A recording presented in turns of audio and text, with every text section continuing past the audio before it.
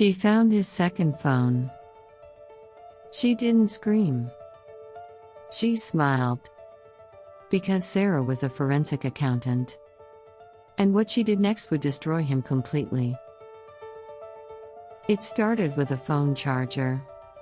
Sarah had been married to Michael for 8 years. They had built what everyone called the perfect life in their small Pennsylvania town. He ran a successful construction company. She managed the finances for several local businesses. They had a beautiful home, 2 kids, and a golden retriever named Charlie. But that Tuesday afternoon in March, everything changed. Sarah was cleaning out Michael's truck when she felt something wedged beneath the driver's seat. A phone. Not his regular phone. A cheap prepaid burner phone. Her heart didn't race.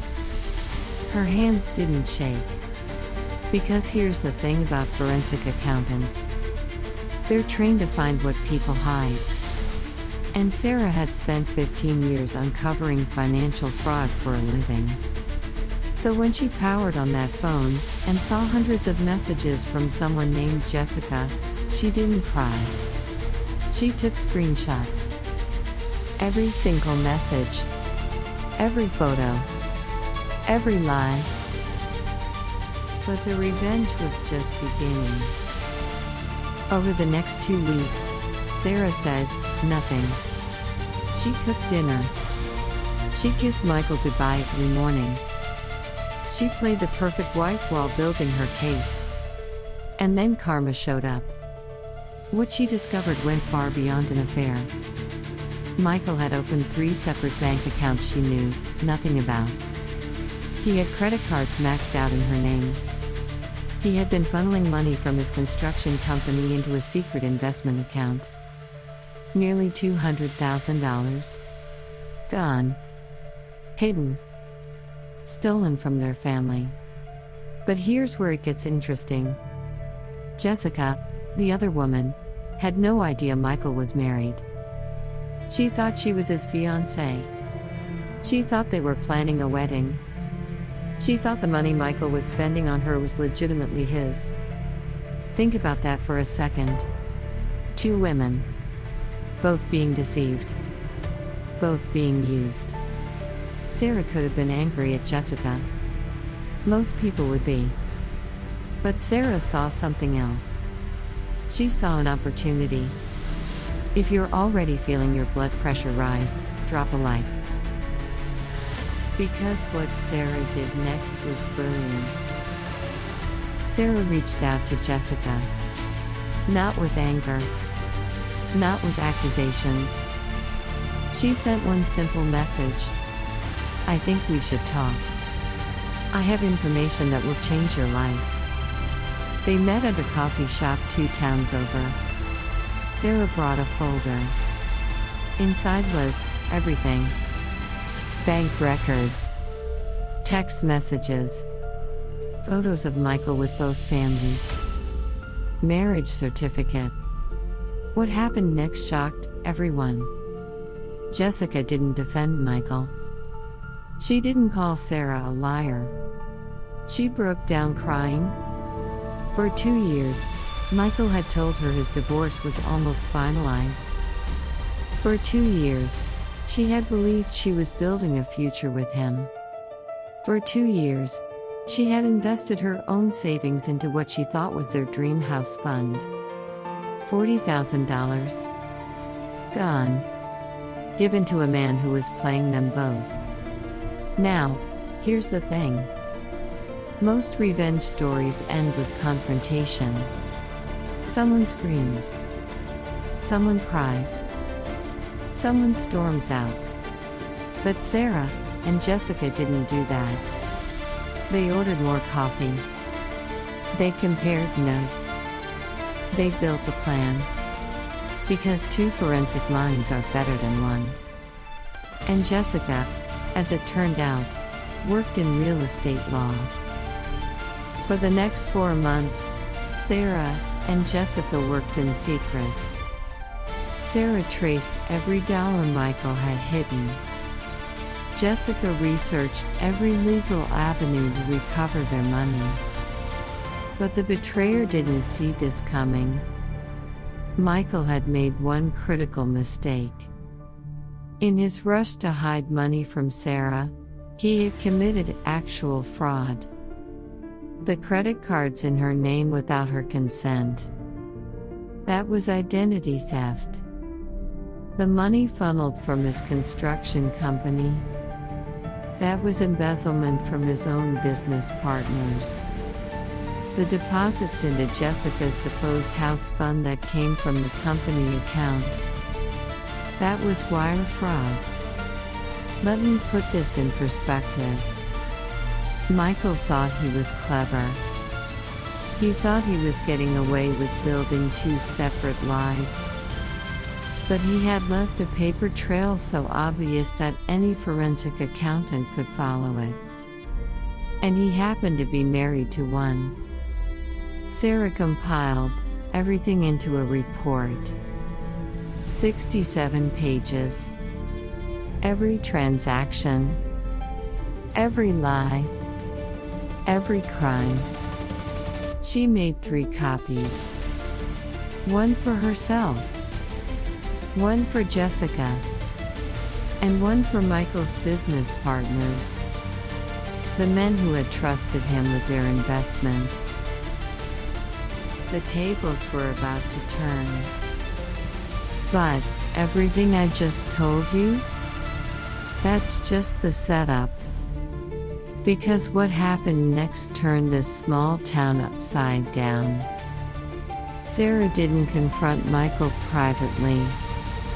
She didn't send him angry texts, or throw his clothes on the lawn.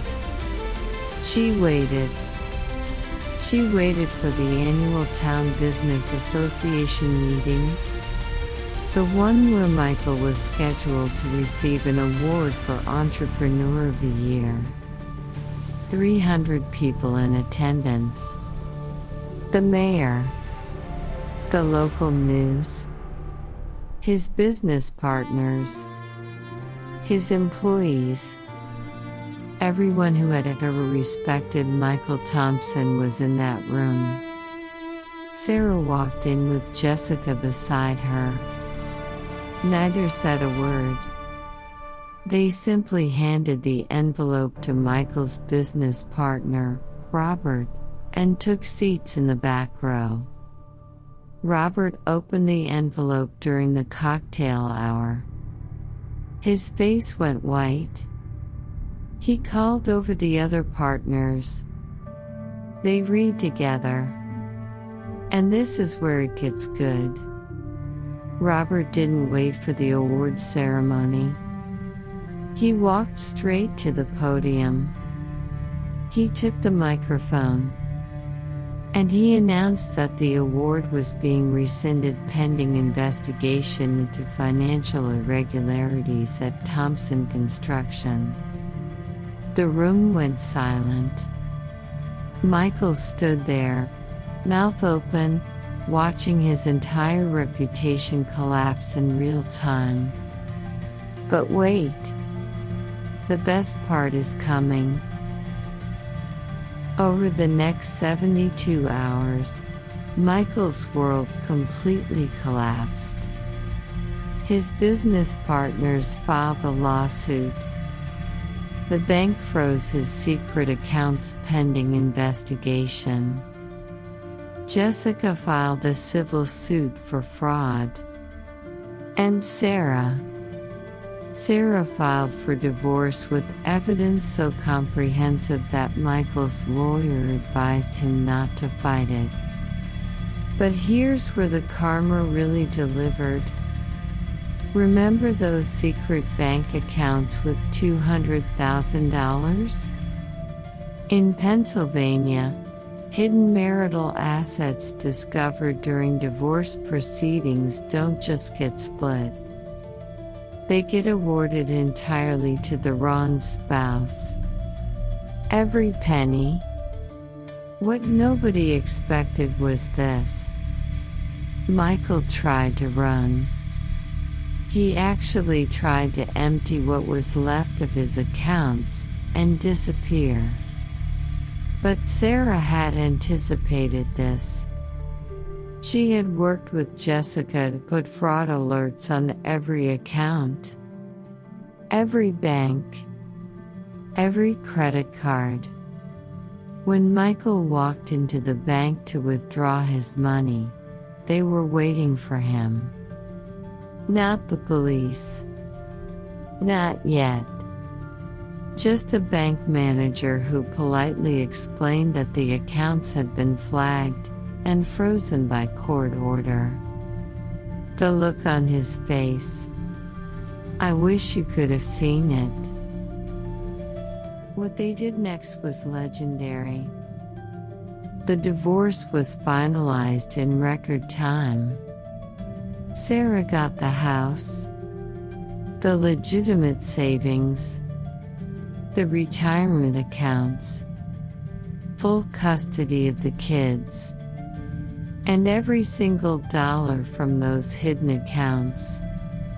Michael lost his share of the construction company when his partners bought him out for pennies on the dollar just to distance themselves from the scandal.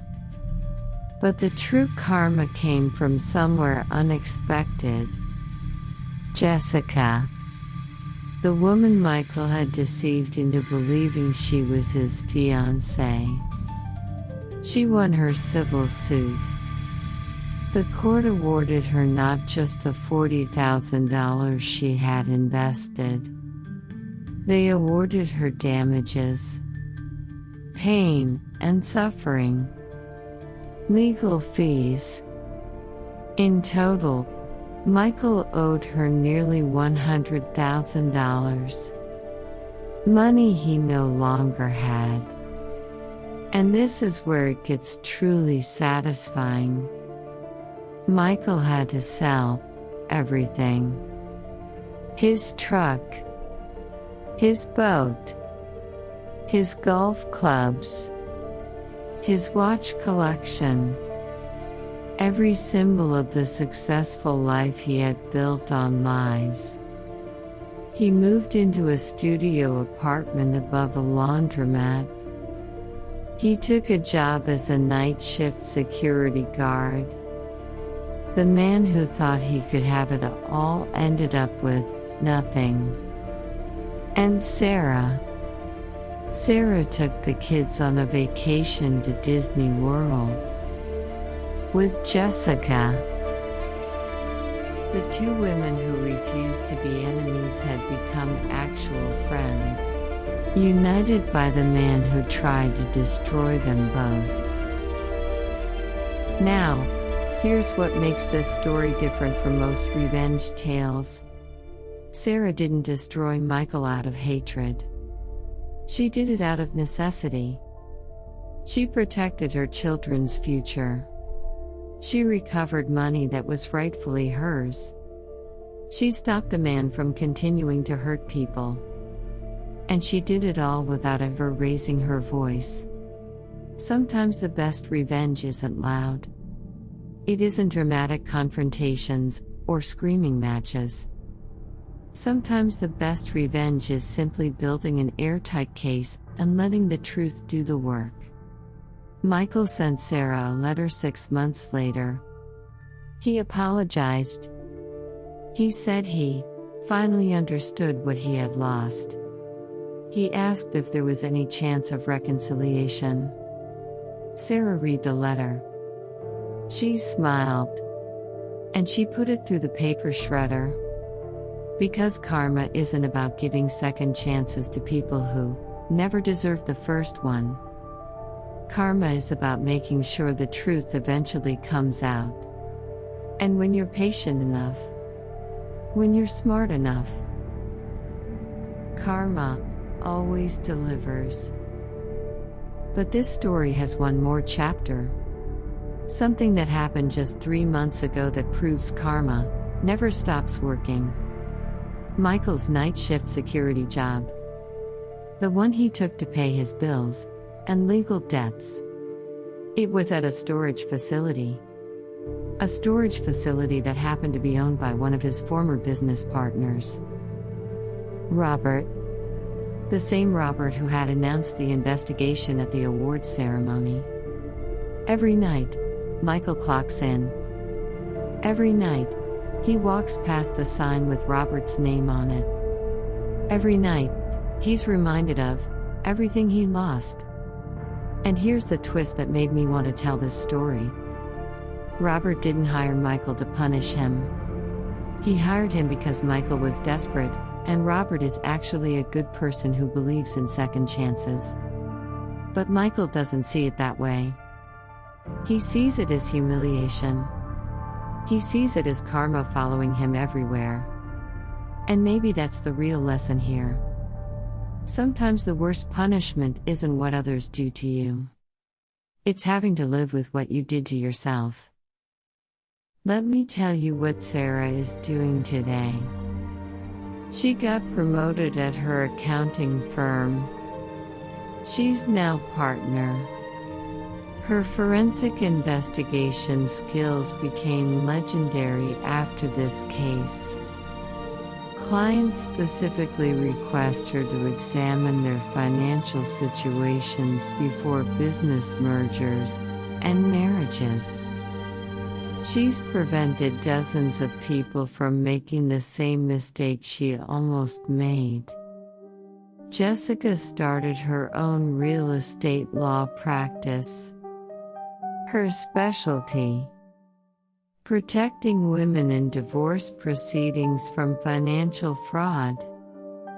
She's become an advocate for mandatory financial disclosure in prenuptial agreements.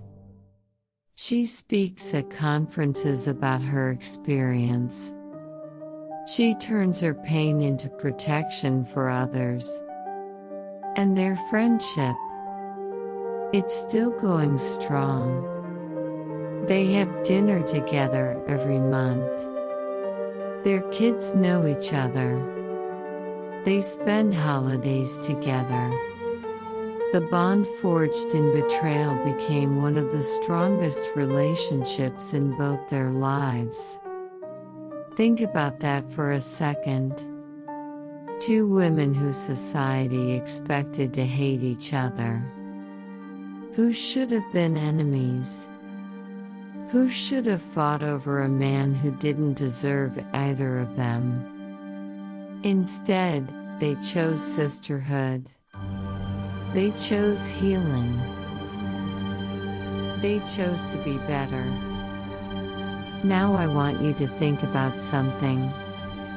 What made this revenge so effective wasn't anger. It wasn't screaming, or violence, or public scenes. It was patience. It was documentation. It was two intelligent women choosing strategy over emotion.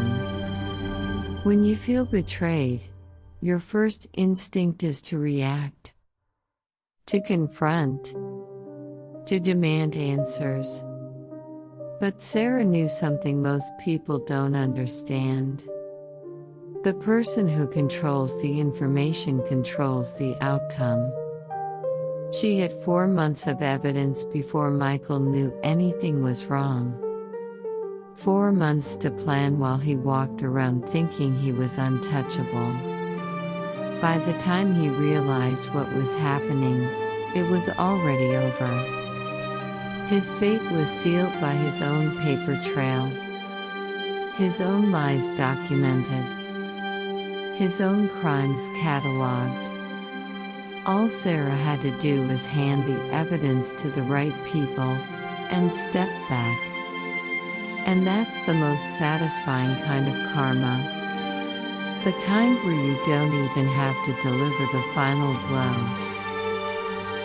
The kind where truth does all the work for you. I want to share one final detail. Something Sarah told me when I asked her if she had any regrets. She said there was one thing she wished she had done differently. She wished she had trusted her instincts sooner. She said there were signs for years. Late nights at work that didn't quite add up. Money that seemed to disappear. A husband who was always protective of his phone. But she ignored them because she wanted to believe the best in someone she loved. And that's the hardest part of these stories, isn't it? The betrayed person often sees the signs. They just choose not to see them. Sarah's advice to anyone watching who feels something might be wrong in their relationship: trust your gut. It's usually right. Don't wait until you find a hidden phone. Start paying attention now. Because sometimes the biggest act of self-respect is simply acknowledging what you already know to be true. The truth always comes out eventually. Karma always catches up. The only question is whether you'll be ready when it does. And that's how karma delivered. This story proves something I believe with my whole heart. When someone wrongs you, you don't need revenge to be loud. You don't need it to be violent. You just need it to be thorough. Sarah didn't just get even. She got everything she deserved. She protected her children. She recovered her money. She built an unexpected friendship. And she let a cheating husband architect his own destruction through his own documented lies. That's not just karma. That's poetry. If this story resonated with you, if you believe that justice eventually finds its way, do me a favor. Hit that subscribe button. We cover stories just like this every week. Stories where the wrong become the victorious. Where patience defeats betrayal. Where karma always delivers. And if you have a story like Sarah's, drop it in the comments. I read every single one. And who knows? Your story might be the next one we tell. Until next time, trust the process. Document everything. And remember, karma never forgets. Now you know how a hidden phone charger led to the complete destruction of a cheating husband's entire life. And how two women who should have been enemies became lifelong friends. Subscribe now so you never miss the moment karma delivers. And tell me in the comments, what would you have done if you found that phone? Would you have confronted him immediately? Or would you have played the long game like Sarah? I want to hear your answer.